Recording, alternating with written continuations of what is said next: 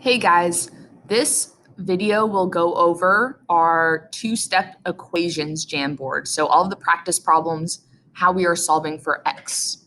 So a couple things to remember is when I say isolate the variable, that means we want to get the variable, which is the letter, all by itself. So our final goal is to get x equals some number, figure out what number it's equal to. And then also when I say inverse operation, that just means do the opposite. So think of this equal sign as a wall. Whatever I do to the left-hand side, I have to do to the right-hand side. And the first thing I'm always going to start with is the adding or subtracting. So in number one, I see that it's minus 6. So the opposite of subtracting is adding.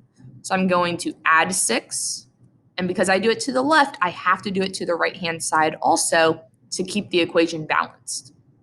All right, so let's simplify this problem. Negative 6 plus 6. These two will go to 0, so you can think of those canceling out.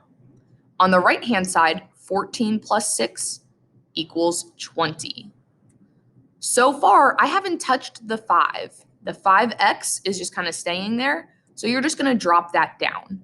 So right now, my next step, I have 5x equals 20.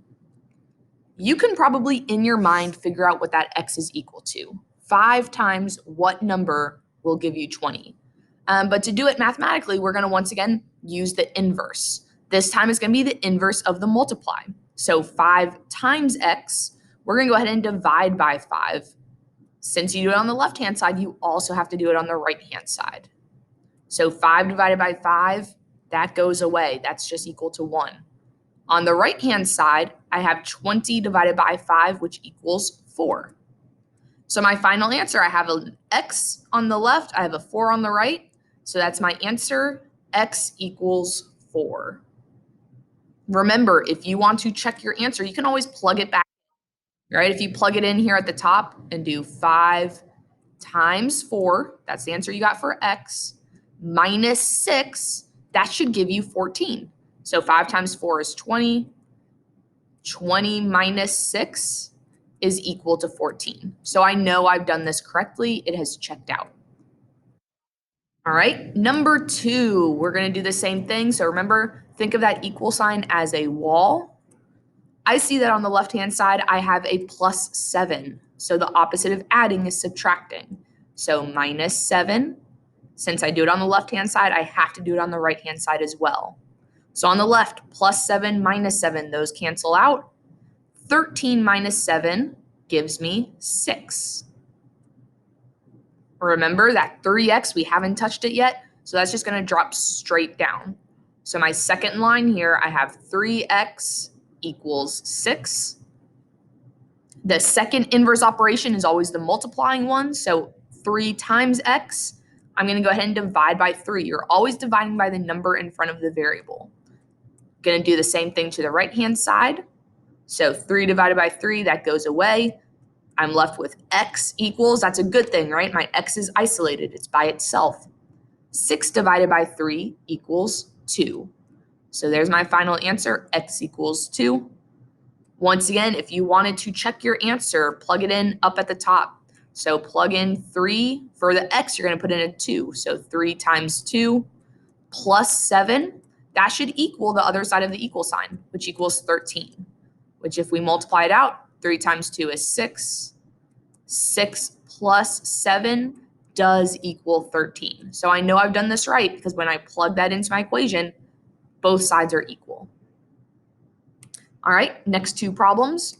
Once again, I'm going to put that wall up at the equal sign. On the left, I'm going to start with the adding or subtracting. So I see that it's plus 9. So instead of adding 9, I want to subtract 9. Adding and subtracting are inverses. Do the same thing on the other side. So on the left, plus 9 minus 9 goes away. That equals 0. On the right, 15 minus 9 is equal to 6. So once again, the 2x, I haven't touched it. It's just going to drop down. So my second line, I have 2x equals 6.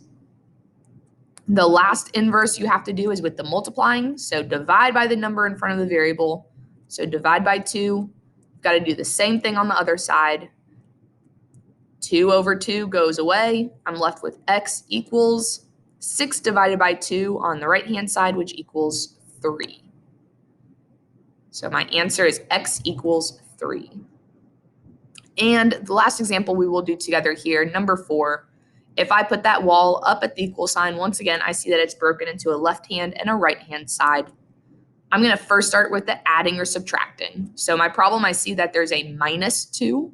The inverse of subtracting is adding. So remember, inverse just means opposite. So I'm going to add 2. And because I do it to the left-hand side, I also have to do it to the right-hand side. So -2, +2, those will go away. That equals 0. On the right, 16 plus 2 equals 18. The 3x, I have not touched it yet. That 3x is just going to drop straight down. So my next line, I get 3x equals 18. Once again, we're just asking 3 times what number equals 18. Remember that variable is standing for some number, and we're trying to figure that out. So my last step is divide by the number in front of x. All right, the opposite of multiplication is division. So I'm going to divide by that 3. I'm going to have to do the same thing on the right-hand side. 3 divided by 3 goes away. I'm left with x equals 18 divided by 3, which equals 6. So my final answer for number 4 is x equals 6. You all have 2 more problems, number 5 and number 6. If you think they are wrong, go back and try them again after you've seen some answers to those previous problems.